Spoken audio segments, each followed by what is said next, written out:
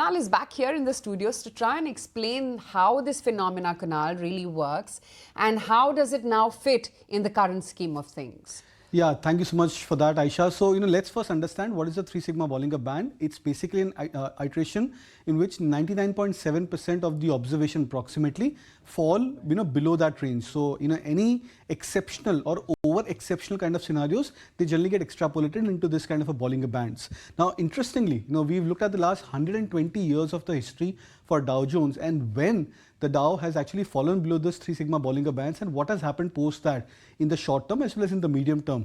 So for example, in 2015, we had a very similar scenario where the Dow Jones prices for 3 consecutive days of the sell-off, we fell below this black line which you can see is the 3 sigma Bollinger Bands, and when that happened, that resulted into the index going into first a sideways consolidation, which means that the pace of sell-off looks to be at an extreme. It feels that we are in the eye of the storm, but post that there is a first phase where the index subsides, goes into a consolidation for a few weeks, months, and then starts a gradual process of a very strong recovery, thereby surpassing the previous starting point of the corrective highs. This was in 1998 also, where we'd seen a similar observation, where for 2 or 3 consecutive days, Dow had fallen below those long-term standard deviation bands.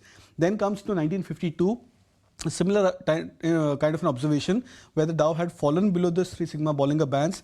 That initially led into the index going into first a sideways range and then a massive or a major recovery which encompassed in 1952 for Dow. The only exception over here was in 1940 where the bounce was not as sharp or as severe.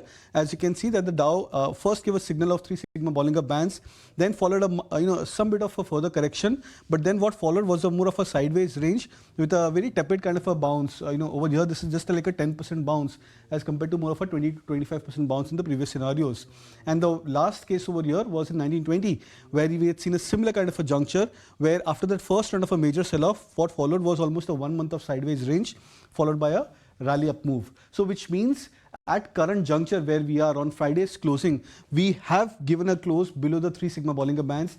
If in case today we fall say by another 4 to 5% on the Dow Jones, that could be a second confirmation day that we could be hitting that major fulcrum point or a support point for the Dow, which could lead into the index going to a major consolidation and then potentially a big rally. All right, thank you so much for that.